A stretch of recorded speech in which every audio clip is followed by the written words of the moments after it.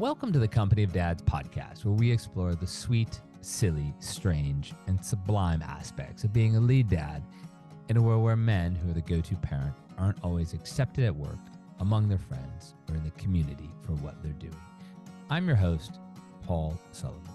Our podcast is just one of the many things we produce each week at the Company of Dads. We have various features, including the lead dad of the week. We have our community, both online and in person.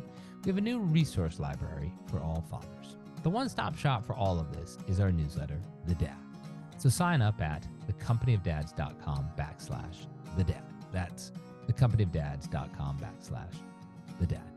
Today, my guest is Jeff Zaugg, founder of DadAwesome, a nonprofit that's all about helping fathers embrace their role as dads, about being present.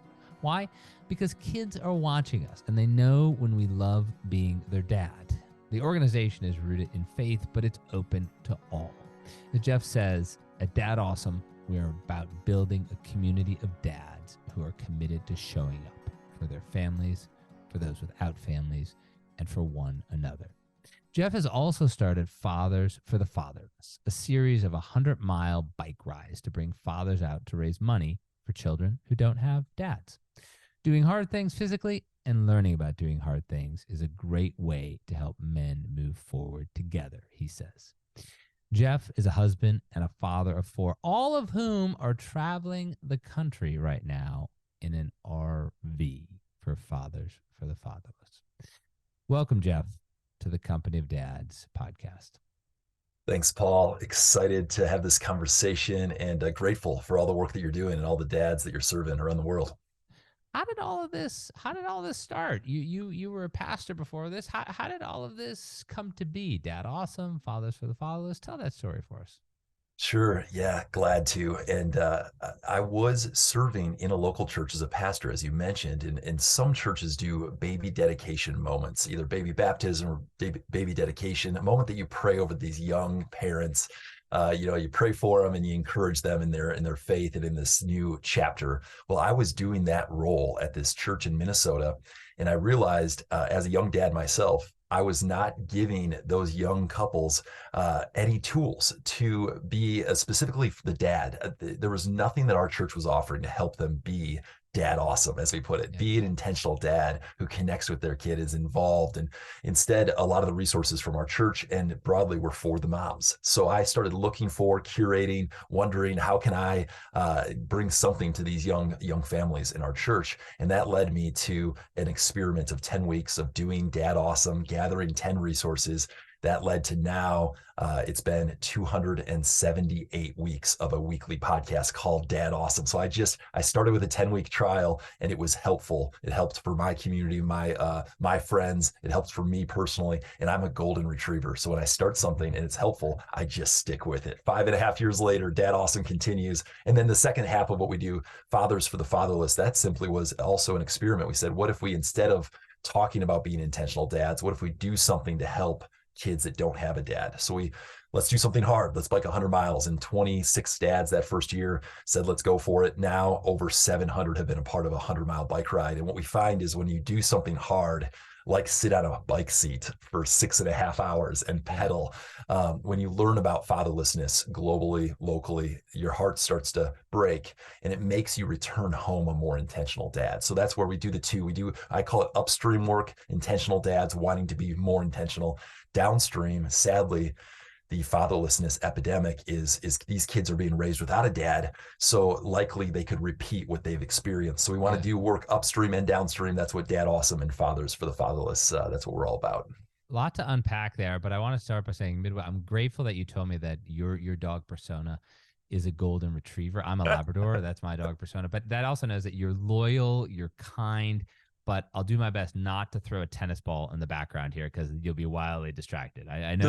I'm God, yes. And don't shake because you'll shed everywhere. So for the record, though, I have a bin of 400 tennis balls in my shed at home. This is back home in Minnesota because I live on the road right now in the RV. Yeah. You can play infinite games with your kids when you have 400 tennis balls. You can make up everything you can imagine, from gladiator style, where you're trying to peg your kids, you put a hockey helmet on them, to every other game. So tennis balls are a key tool for the dad life. I love it. I love it.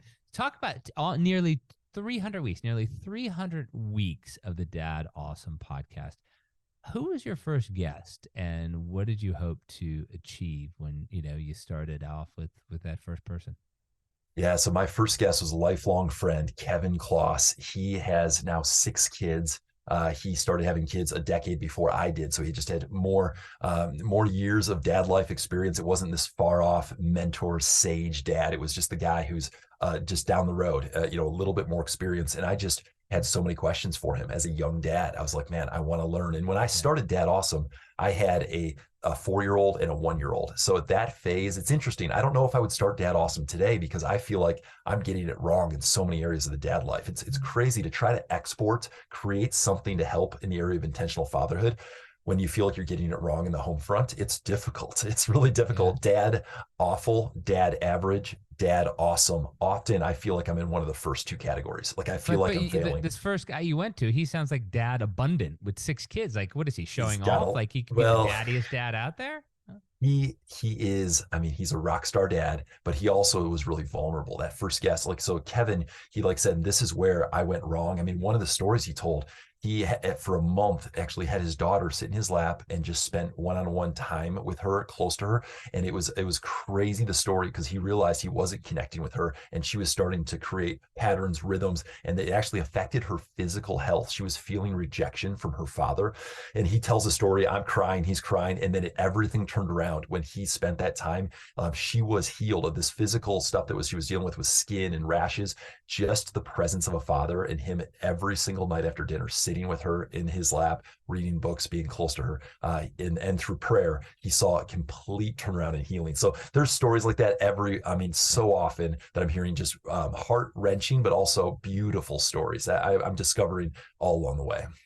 Yeah, there's great research out there. Or I don't know, great. There's interesting research out there.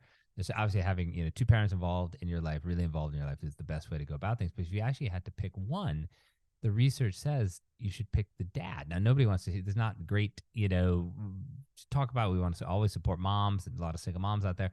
But it's really interesting just how important that presence of the dad is and that leadership role the dad has.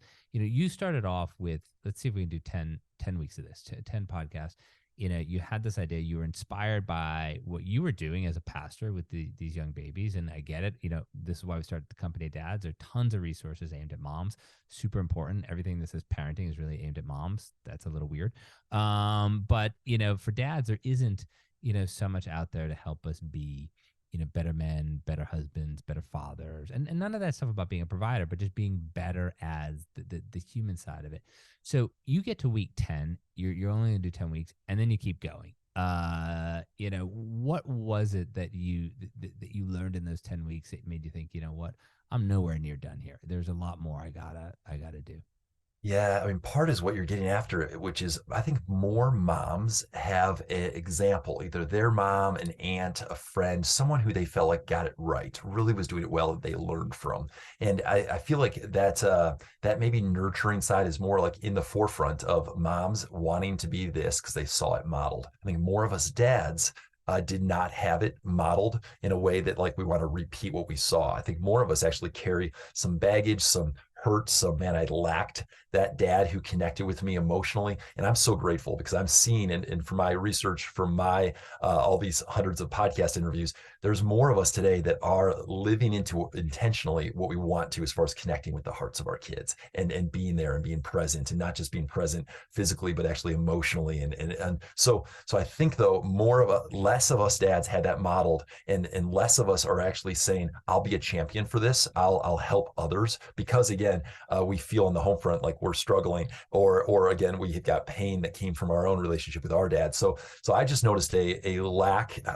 There was just not much out there, like you said. And I said, I can be a cheerleader. I can't be a topic subject matter expert. I can be a cheerleader. And that actually helped carry me forward into now these 5.5 years is I reframed what I was doing. I'm not sharing things that I've learned and arrived. My goodness. Yeah. And now, I mean, like I said, I feel like maybe I struggle more today than I did 5 years ago. But it's like I care deeply about being that cheerleader, and I'm hearing more and more stories of people whose dad life has been affected by things they've heard from the But you podcast and heard.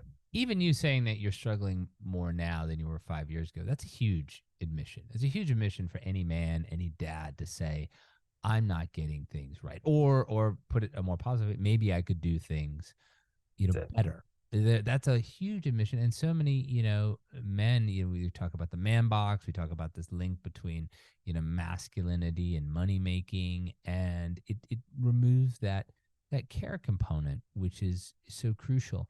You're clearly on a mission here to change the conversation, but as I say, in life, it's often easier to be pushed out of something and then you have to figure out what to do than it is to jump into Mm. something new. I'd imagine, being a pastor in Minnesota, however many tennis balls you had at that point, maybe you weren't quite at 400 then, but that's probably pretty good. It's probably a pretty good life. You're supported by a community. What makes you say, okay, what's that moment you say, you know what? I got to dedicate everything to this. We're going to get to Fathers for the Fatherless in a second, but I got to dedicate everything to DadAwesome. And that's what I'm going to do now. Yeah, I never described it as a side hustle because it wasn't part of my role as a staff member of that church doing DadAwesome, doing the podcast. Those 2.5 years of kind of overlap, I was doing on my day off, my mornings, my evenings, Yeah. and it was a passion project, not a side hustle. Like I truly was passionate about it. And it never, there was no monetization around the podcast. It was just, I was doing it from a love for my little girls and a love for these other dads I was serving. The second component that you mentioned, we'll get to, Fathers for the Fatherless, was the reason I needed to jump full time. I wanted to jump full time before that, but the invitations around the country to lead these events and to grow that movement and the traction of it tripling each year, like that growth curve, the podcast didn't require more attention. That did. So that was the reason I jumped. Yeah. Yeah. And what was that like? What was that conversation like in your own family with your wife? Your kids are young, but with your wife or with the church where you were before? What was that conversation like when you said, I'm jumping to do this new thing? Yeah, there was about a year that I knew a change was coming, that I wanted a change to come, but figuring out the financial side of jumping with, at that point, three daughters. Then we added another daughter, so we were pregnant. Actually, when I stepped into this full time, we were pregnant with our fourth daughter. I was actually walking through a season of my dad passing away. So my dad 3 years ago went home to heaven, and actually, this is crazy. Episode 1 of DadAwesome launched 5.5 years ago. The next day, my dad rushed to the hospital with brain cancer. Lung cancer is what was discovered. He was in the hospital 10 days, turned into a journey of trying to seek, medical help and all kinds of different things that we tried. But it was 100 weeks later, episode 100 of the podcast launched. The next day, my dad passed away and went home to heaven. So it was a 100-week journey of me launching this movement, DadAwesome, thinking a lot about intentional Yeah. fatherhood. And those same 100 weeks were my dad's last 100 weeks here. And so it was a gift. It really was. It was a beautiful season. My dad was a champion, a cheerleader for what I was doing. He's an entrepreneur. He was like, let's go. He does, like, he was a little bit nervous for me making the jump to full time. So we waited. Actually, I stayed in my role at the church until my dad passed away. And 6 months later was the right timing for me to jump. And the church actually helped send me out. Partly it was because it was 6 months into the COVID shutdown, and we were overstaffed in part of the department. So I could actually tell we had more staff than needed in that moment. And I said, well, I'm willing to go. And they said, actually, that's great. Why don't you go? So they actually gave me the nudge in that season where I never want to leave during a crisis. I would never want to leave a team, but it was actually the right move for me to jump to it full time. Tell the truth, Jeff. As they told you to jump, they gave you a bicycle, and that's how the 100-mile ride started. Is that They gave a shove. They gave a shove and a bicycle, and they on your said, "Good bike? And luck." there you go. Like, what? Wait, guys, hey, I thought we're all friends here. That's Um, so good.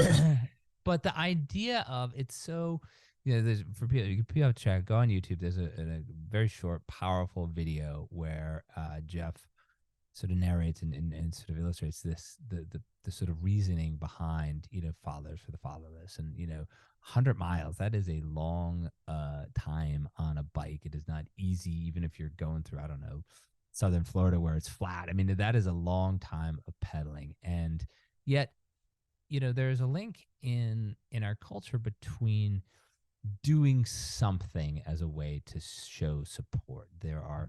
There are cancer walks. There are walks for schools. It is sort of it is, I won't say it's easier, but it's more accepted to do something and to get you to think about the thing that you're doing that something for. than it is to just change your own behavior. And was that part of the reason why you linked it? I know you since moved beyond just the 100 mile, not just moved beyond the 100 mile bike ride, but what was the thinking between, the so-called century and what you could do for kids who didn't have dads?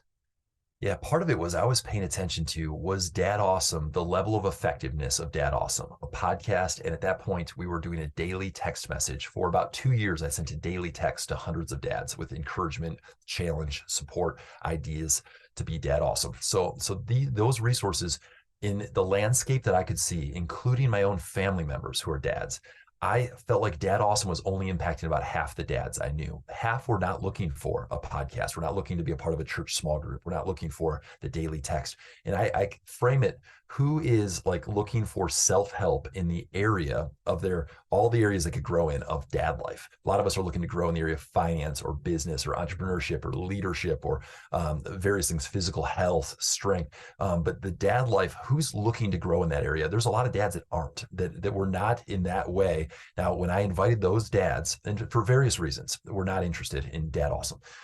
When I said, would you come ride 100 miles on your bicycle for the fatherless? A large, the niche of guys who said yes were in that niche. The guys who were not looking to grow, Paul, the two of us could sit and have a beer, have a cup of coffee, talk for a couple hours face to face, have a great conversation about dad life. But there's some dads that need the shoulder to shoulder, need the side by side. Let's do an activity for someone else. And what happened was Fathers for the Fatherless reframed. It was accessible to the single dad, the divorced dad, the dad who's a part of church, the dad who's not a part of church, the dad who, it doesn't matter. We invite it. In fact, we invite all men. You don't have to be a biological or adoptive dad. We invite all men to come join this mission, because we just believe the heart of God is to be a father for the fatherless. Yeah. So all men can step into that fathering role of be an uncle, be a mentor, you can step in and care. So that's where it just it took off from a place of, it's a different framing of the invite versus listen to and grow. This is, let's do something. And the conversations you have side by side while cycling really do get after, I'm struggling with this, or man, I could use this. You get below the surface when you actually suffer together and you're changing tires with mosquitoes biting you side by side and all these things. You play that down. That's not good. That's not good marketing. The mosquitoes, the bike changing, not that. There's some things in this world that are a pure good, and I think they sort of rise above politics or even religion. Not everyone's the same faith, and some people all get along and some people don't. But when you think of how politically divided this country is, if you can get behind kids who don't have fathers, it's not you may be angry at those guys who are not present with their kids, but it's not the fault of the kid. The kid has no agency over whether or not he or she has a father. And when you think about the men that you've brought together to do these rides, to raise money, to raise awareness, a whole bunch of, old guys on bikes going 100 miles, that certainly, gets people's attention. How has it changed the people who participate in these rides? Yeah, so we're so grateful for the guys who say yes. They say yes. Guys sometimes need a date and they need money to be put down, having to register for this thing to stay committed to something. They need that. Guys also be a little bit vulnerable tell others that you're going to do this thing. As soon as we've voiced it or shared on our Instagram or Facebook, and we've said, hey, or we've told some coworkers, I'm doing this ride to help the fatherless. Now we're committed, because we don't want to fail. In fact, a lot of the dad life can feel like failing, because you don't see any short quantifiable wins. A lot of the dad life, you don't see those. In this case, we're giving a concrete, we're going to help you train. In fact, half of our guys, so of the 700-ish guys half are not cyclists. Half the longest bike ride was 30 miles. And now they're getting a road bike and they're training, and they're saying, I'm gonna put in these 10 to 12 weeks of training to be ready for a 100-mile ride. So what we find is that by guys saying yes, they stick. It's powerful when you stick with something that's hard. And your kids see you doing that. It's powerful even without your kids seeing it, but it's really powerful to do something hard, to stick with it for someone else, not for yourself, not for your own, hey, I want to do this for my bucket list. I'm doing this ride for these kids without dads. Then we tell the stories. We show the pictures and the videos of the kids in the Civil War in Miramar right now that's happening. We're like, this is what our dollars are going towards. It's not like it's all broken down and Jeff Zaugg salary is coming from this money. It's all going out. None of it goes back to the nonprofit I lead. It's like we find locally, there's kids that are wards of the state in foster care. They have no uncle, grandparent, parent to go back to. We help these kids find forever homes. That's part of the money that we give to an organization that helps for the kids who are in foster care find and are adopted into forever homes. Like it's powerful stuff we're a part of, but it does change. It changes us in it. I think the most tangible story is my buddy Sam. He actually, because of friendships formed, because of his heartbreaking for the fatherless, can't imagine his own kids being fatherless. He actually went and started seeing a counselor because of what was formed in those miles on the bike. So it gives us courage to do the hard things, like seeing a counselor. Yeah, that's remarkable. How often do guys come back? How often do they do, one ride and then say, you know what? Not only am I going to do it again next year, I'm going to bring a couple buddies along. Bring a friend. Yeah. That's how it's snowballed. It's tripled a bit from word of mouth. And so guys do return. I've got a lot of guys doing their 5th year. Minnesota will be our 5th year this year. It's we're praying for the $1 million mark of raised for the fatherless that we crest that in our cumulative fundraising. So it's we've seen it grow, but this will be our year to push over $1 million, which is we're so grateful. And the guys want to come back and be a part of that. They want to be on the team versus on the sidelines. That's wonderful. What's your ultimate goal, though? The podcasts are approaching, 300, straight weeks. This is the 5th year for the ride. When you look at, okay, how long do I do this? How do I do this? What does it mean for my own family? What if I, is there an end goal to what you're doing here? Yeah, the central goal is not the individual dads, actually. The central goal, I believe, we can only do so much when we're reaching DadAwesome to individual dads. I believe in the local church. And I believe that God uses local church communities of faith, and he's working through so many other aspects as well. But I believe the church is not known right now. Local churches are not known for a place that if you have your first baby and you're a dad, man, is that where would I go for resources, help, encouragement, cheerleading? My end goal is that the local church is known as a place that doesn't critique and tell you're doing things wrong, you got to do this or that, but it's a place that just cheers for dads and says, way to go, keep going, keep loving your kids. Like that's my dream, is the church is known for that. And secondly, the church is known for that is a place where the men in that church care about kids that don't have dads. And it's just known as a place that cheers for dads and does great things to help fatherless kids. So that's my end goal, is the church is known for those two things. So to take it out of sort of the charitable component, take it out of the church component, is it fair to say that to put in I was a business reporter for a long time, put in a business context, is it almost like it's kind of like a franchise model, or is it almost like a train the trainer model, where you hope that going town to town, city to city, when you leave, those guys who've done the ride will go to their local church and say, hey, this is wonderful, but how do we keep it going? Is that fair to say? Is that a goal? It is. So the first couple of years have been the Zaugg family in an RV present at each of these events, from the bike rides to the triathlons to the Spartan races. We just did our first Spartan, and we got another one planned later this year. So you don't have to have a bike, and you don't have to love wearing spandex to engage in the mission. You do have to like to run in the mud, if I understand Spartan races. Climb over walls and get bloody. So yes, you do hard things. That's the essence of what we do. It's 100 miles. The run that we did was a 100-mile run. It was a team run though, so I only had to run 16 miles. We did a run once.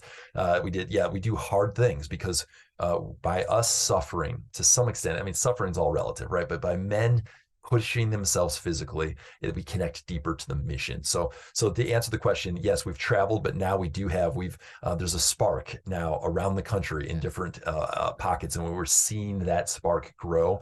And that's the prayer. That's our mission, is that we see through the local church, but also, again, men who are adjacent. They know someone at a local church. They heard the rides. They're all welcome to join this mission. It's the mission's way bigger, but it's anchored in local churches. Are you, at the end of the day, though, does some of your salary go to ultimately buying you like one of those really plush lazy boy recliners, so when you get back to Minnesota, you can just, get slightly out of shape like the rest of us dads? It is funny because like having even a bathtub accessible after doing a 100-mile ride to put like, to do a salt bath, like that's not accessible. Like I left the Philadelphia ride and drove directly to the Statue of Liberty in New York it was my daughter's birthday. So we did a 100-mile ride right into driving an RV to a birthday moment at sunset over at Statue of Liberty. So like we truly, I don't have a lazy boy, but I am getting older. I'm 41 now, and I'm gonna need more accessible cold water or hot baths after these rides. Jeff Zaugg, thank you for being my guest on the Company of Dads podcast, DadAwesome and Fathers for the Fatherless. Jeff, last question. How do people find you, and how do people participate in all the great things that you're doing? Yeah, we would love to welcome any from your community, and just love what you're doing, Paul, and the community that you're spurring on. In fact, I called my brother, who is north of Brisbane, Australia. He lives on the Sunshine Coast in Australia, after we chatted last about a month ago. And I was like, John, you are a lead dad. Way to go. I see this in you, that you're taking the lead role with your kids, and your wife has an amazing job. He has a job as well, but he still plays the lead role for a lot of that. And I was like, way to go. I'd never been able to frame it that way. And he actually, like, he really received that. So I just, you have reframed for me cheering on lead dad. So the ways that guys can connect is fathers for the fatherless is F4 bike. It's a weird one. F4F.bike, or on Instagram at Fathers for the Fatherless. And then DadAwesome is dadawesome.org, and at DadAwesome on Instagram. Jeff, thank you again. I've thoroughly enjoyed our talk today. Thanks, Paul. Thank you for listening to the Company of Dads podcast. I also want to thank the people who make this podcast and everything else that we do at the Company of Dads possible. Helder Mira, who is our audio producer. Lindsay Decker, who handles all of our social media. Terry Brennan, who's helping us with the newsletter and audience acquisition. Emily Servin, who is our web maestro. And of course, Evan Roosevelt, who is working side by side with me in many of the things that we do here at the Company of Dads. It's a great team, and we're just trying to bring you the best in fatherhood. Remember, the one-stop shop for everything is our newsletter, The Dad. Sign up at thecompanyofdads.com/thedad. Thank you again for listening.